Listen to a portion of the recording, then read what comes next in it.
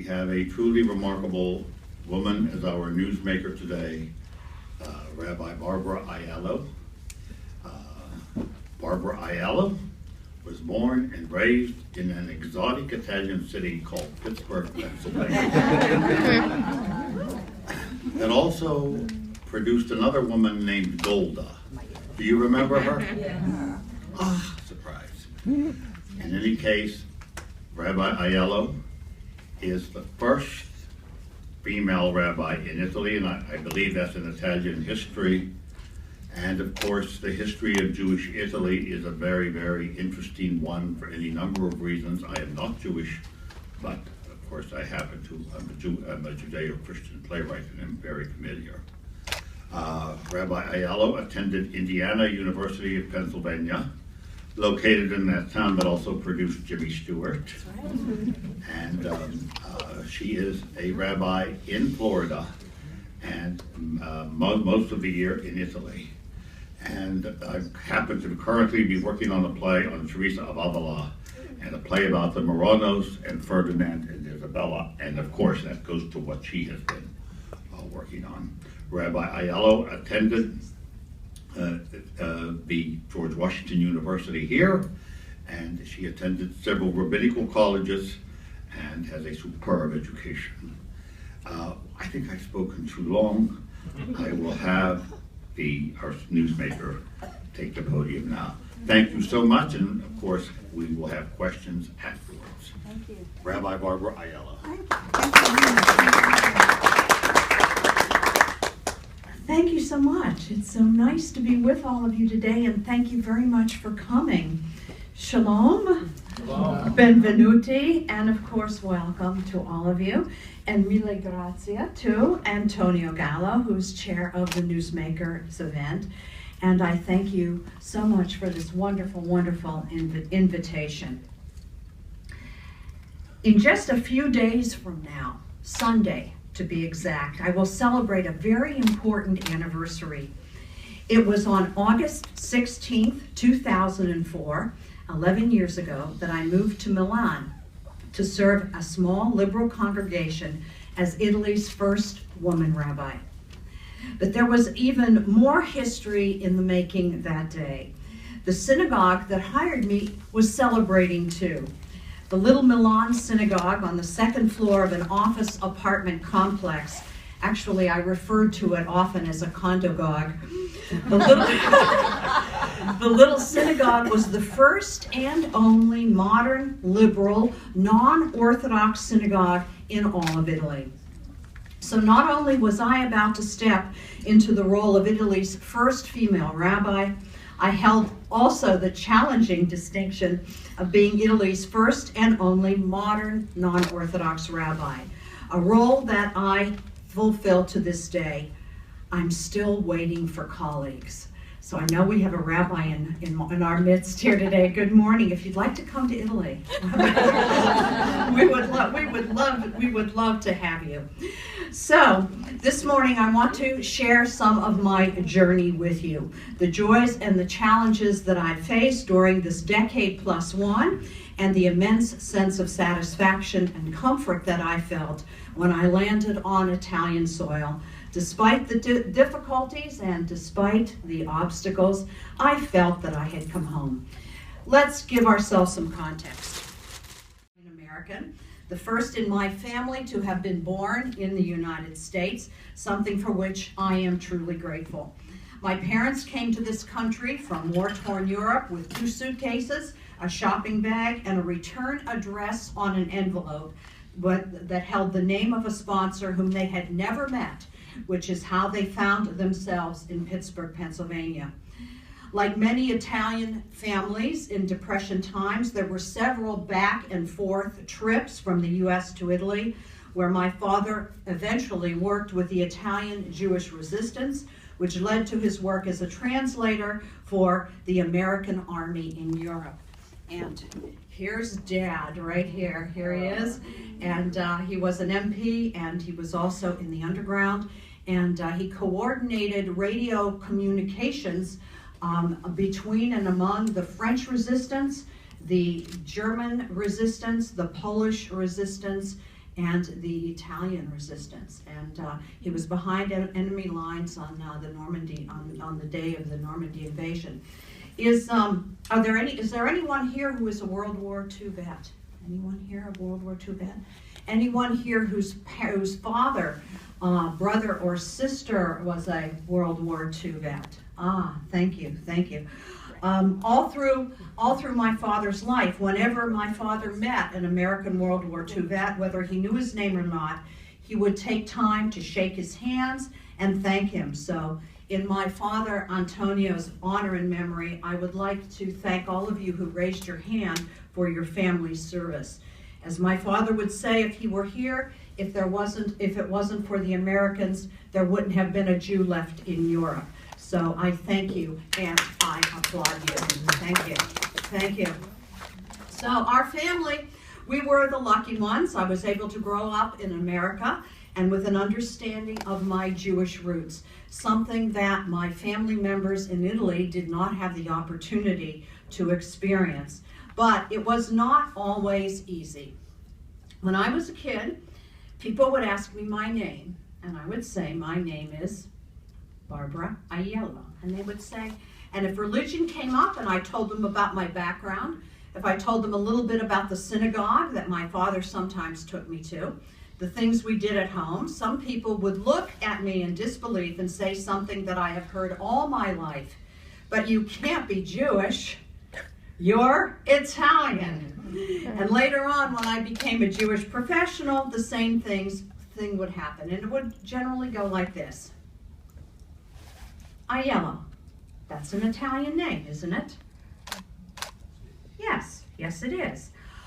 Oh, so that's your married name. No, that's my own name. That's the name I was born with. Oh, now I understand. You are a convert. No, I was born Jewish. How did these Jewish people survive if established Judaism was wiped out? Well, for hundreds of years, Jews practiced in secret. Now, these are my family's Shabbat candles, Shabbat candelabra. Once again, you kind of have to be a detective to determine the Jewish ancestry or the Jewish connection of some of these artifacts and practices. And this is a really good example. In the Italkit, by the way, the cultural groups of Judaism, Ashkenazi, with which we are mostly familiar, Eastern European Jews whose origins are there, Sephardic from the Mediterranean countries, and Italkit, the Italian cultural tradition that has been absorbed by the Sephardic tradition because it's in the same area. But just as with the Hanukkah menorah, the Hanukkah, we use a helping candle or a shamas candle to light the other candles. For Shabbat, in Italy, we do the same thing. We take the middle candle and we use it to light the other two. Stopped her at the door and he said, Mama, this is America. This is the land of the free, the home of the brave. You don't have to do that anymore. And Nonna stopped him and said, Non sono sicura. You never know. You never know. And I share that with you because that's how Jewish practices survived. Jewish Italians had something so simple that served them so very well. Antonio, do you know testadura? Yes, testadura, stubbornness, but it also means fortitude, and it also means good common sense. If they want us to believe that they pressured us into conversion, good. Let them think that they did it. Let them think that they were successful. We know better. You take away our synagogue, we take the candles into our homes. You tell us we can't be Jews in the dining room, we take the candles into the basement. We can't have Rosh Hashanah for our New Year? Okay, we'll blow the shofar on December 31st. I wrote a book called The Cat That Ate the Cannoli, and it's about my experiences in the little synagogue that I established in Calabria a number of years ago. And one of the essays is called The Midnight Shofar. And this is a story about New Year's Eve, secular New Year's Eve on December 31st. On December 31st in the mountains of Calabria, right at midnight, if you're very, very quiet, you can hear all throughout the mountains, doo-doo, doo-doo. The first year I heard it, I thought, that's odd. Everybody makes noise on New Year's Eve, but that's odd. The next year I started asking questions. And the third year I saw some elderly men blowing a ram's horn, actually not a ram, a stambeco.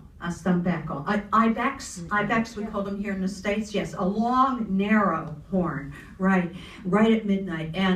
And I asked them, why do you do this? And they said, well, it's our family tradition. These are our family traditions. And this is how Italian Jewish practice survived in the south of Italy. By appliquing it, if you will, onto the quilt of secular practice. In other words, if we can't have Rosh Hashanah in September or October, that will alert everyone that we're Jewish. If we sound the shofar then, let's sound the shofar on December 31st to recall our traditions and embed it into the secular culture so that we can maintain our secret status, so that we can maintain our security. And when I had the opportunity of going to an ancient town near me called Tiriolo, T-I-R-I-O-L-O, Tiriolo, I met a weaver there, and her name is Marissa Leone. Leone, another Italian Jewish name. And she wove this beautiful scarf, and she weaved or wove, I don't know, I get that mixed up. I must have been absent in grammar that day. And she also made this one as well. And I asked her about this, and she said, there are definite directions for making these. You always have to have fringes. I said, and you never mix the fabrics. You don't mix linen with silk with cotton. And you always have to have a thread of blue. And I said, well, what if someone commissions you to make a purple one? She said, well, here's one that someone commissioned me to make, but notice I made sure that it got a little bit of blue in it. And of course, my interest was piqued. And I said, questi sono sciarpe bellissime. These are beautiful scarves. And she said, no. They're not scarves. They have their own name in dialect. I said, and what is that? She said, bancale. I said, bancale? She said, yes. She said, that means the embrace of God. Wow. So it takes a little digging, but it is fascinating. Absolutely fascinating. What? Pardon me? Okay, thank you. Over the decades, centuries really, we took our Jewish traditions into our homes, into our hearts, and slowly, first for safety reasons and then for cultural reasons, the religious meanings of these rituals were lost, and our Jewish customs became family traditions and nothing more. And that's where my work has come in. It has been my mission and my personal journey to uncover these traditions and to return them to their rightful place in Italian Jewish history. And so how did I do this? Well, I went home to my Calabrian roots. I went to my ancestral home in the village of Serrastretta, and some of you have visited me there, and it's so nice that you were able to do so, high in the mountains of Calabria. And I began by founding a synagogue called Ner Tamid del Sud, the Eternal Light of the South. It's the first active synagogue in Calabria in 500 years, and our first venue was in my great-grandparents' house. Locals tell me that 5 Jewish families organized the village, running from persecution in a nearby village called Scigliano. The families Bruni, Scalise, Gallo, Aiello, and Mascaro. Gallo, Antonio. Yes, 5 Jewish families hope to continue a peaceful Jewish life in this isolated forest, which is 3,000 feet above the town of Nicastro. And when I had the opportunity of going to an ancient town near me called Tiriolo, T-I-R-I-O-L-O, Tiriolo, I met a weaver there. And her name is Marissa Leone. Leone, another Italian Jewish name. And she wove this beautiful scarf, and she weaved or wove, I don't know, I get that mixed up. I must have been absent in grammar that day. And she also made this one as well. And I asked her about this, and she said, there are definite directions for making these. You always have to have fringes. And you never mix the fabrics. You don't mix linen with silk with cotton. And you always have to have a thread of blue. And I said, well, what if someone commissions you to make a purple one? She said, well, here's one that someone commissioned me to make, but notice I made sure that it got a little bit of blue in it. And of course, my interest was piqued. And I said, questi sono sciarpe bellissime. These are beautiful scarves. And she said, no. They're not scarves. They have their own name in dialect. I said, and what is that? She said, bancale. I said, bancale? She said, yes. She said, that means the embrace of God. Wow. So it takes a little digging, but it is fascinating. Absolutely fascinating. What? Pardon me? Okay, thank you.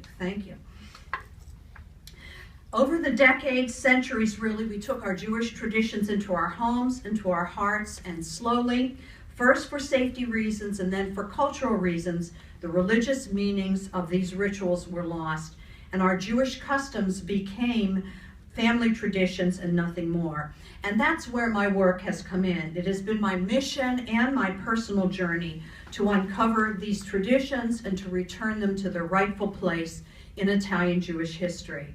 And so how did I do this? Well, I went home to my Calabrian roots.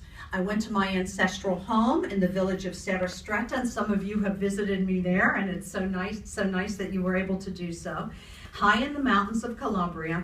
And I began by founding a synagogue called Ner Tamid del Sud, the Eternal Light of the South. It's the first active synagogue in Calabria in 500 years, and our first venue was in my great-grandparents' house. Locals tell me that 5 Jewish families organized the village, running from persecution in a nearby village called Scigliano. The families Bruni, Scalise, Gallo, Aiello, and Mascaro. Gallo, Antonio. Yes, 5 Jewish families hope to continue a peaceful Jewish life in this isolated forest, which is 3,000 feet above the town of Nicastro. The war dragged on, the Jews were faced with heavy losses, and they made an important decision. They formed scouting parties that sailed from Judea in search of mercenary soldiers to help their cause. They wanted to pay soldiers to fight for them. As their tiny craft drifted farther into the sea, the Jews aboard viewed, no GPS I might add, viewed a beautiful mist rising above the pristine Calabrian coast, the toe of the boot. In Hebrew, these mercenaries, these Jews who were searching for soldiers exclaimed, Ai Talia. Ai is the Hebrew word for island, which they thought Italy was. They didn't realize it was a long peninsula. Tal, T-A-L, is the Hebrew word for dew, D-E-W, meaning mist. And Yah is a contracted form of one of the names of God from Psalm 68 and others. Ai Talia, or Italia, which means the island of God's dew. The Jews named Italy. Wow. Isn't that amazing? Isn't that amazing? Soon I will return to Serrastretta, where there are particular joys and challenges. There is the auto per mille that excludes modern liberal Jews from governmental financial support that is given only to the Orthodox communities. part of the tax money that any citizen can designate to a charitable or religious organization. If you check Jewish, that means it only goes to the Orthodox communities. And as a result, the modern liberal movement does not get any financial support. The rise of anti-Semitism, the precautions I now take that I did not take 11 years ago, among them the Carabinieri, the Italian state police, pass by our synagogue every single day. And I did have one instance of anti-Semitism written on a wall near the building where our cultural center was first housed. And it was written, "Watch out, Jew girl." They didn't say Jew old lady, which I thought was last time we burned you in the ovens, this time we'll cut you to pieces. Now, if any of you know Italian, you know that the number of words to say that in Italian is about double. The letters were about this big. And what was even more disturbing than what was said was how many people watched that being written, and because it was in a very public place. The mayor had it removed right away. It was during the Holocaust Remembrance Day, which is observed in Europe on January 27th, the day that marks the liberation of Auschwitz. And I was speaking in the schools, and so he had a police car take me to each school and sit outside. And that was the only instance of anti-Semitism that I personally experienced, but it is on the rise in Europe. And my neighbor says to me when I travel to Rome, "Carissima, take that little thing, the cosatina," she said, "cosatina off your head, and if anybody asks you, tell them you're Canadian." And that's an Italian answer to rising anti-Semitism. And then there is the Calabrian stereotype. We all know that there is an offensive word in the English language, so offensive that we call it the N-word. And there is something similar in Italian called terrone.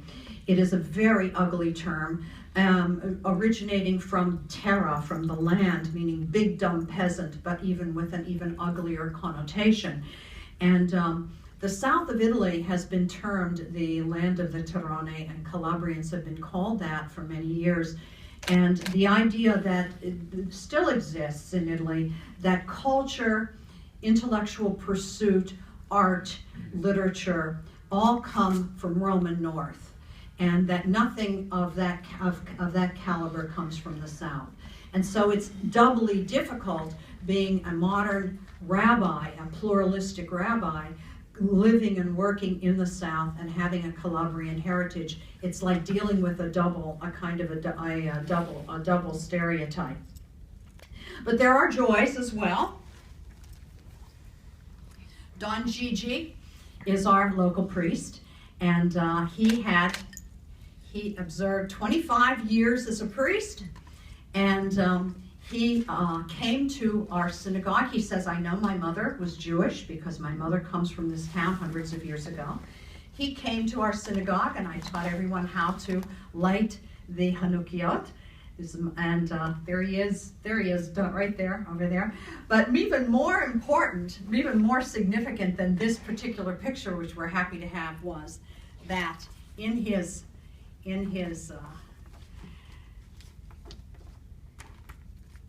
25th anniversary brochure, he put it inside. He put it inside. I have a better relationship with the Catholic Church than I do with my Orthodox colleagues. I wish that weren't true, but it is. And in terms of statistics, I just want to conclude by saying current statistics are that there are 6,721 rabbis in the world. Of that group, there are 3,121 modern rabbis. And of that number, there are 853 women rabbis, or 14% of the total. So we women rabbis are still contending with the stained glass ceiling. But my daughter puts it best when she says, "Mama, you signed up to be a pioneer. Challenges come with the territory." So my territory is Bella Italia. and I encourage you to come visit us. The folks who have been there here, raise your hand if you've been there. So if you want to talk to them, yes indeed, if you want to talk to them about our synagogue, you certainly can. And you can meet some of our members who drive hours and hours just to come to a synagogue. They so very much want to be Jewish. And here at home, I encourage all of you to extend the hand of Jewish welcome to everyone, especially those who at first glance do not seem so obviously Jewish. Because being an Italian Jew and living and working in Italy has taught me so much about Jewish diversity. We are so much more than names and noses. We are defined by more than our labels. I believe that, by the way, labels are for the jelly jars, not the Jews. And instead, it's important to reach out and open the door. There are so many Jews of all cultures and backgrounds who are just waiting to hear, welcome home. Thank you.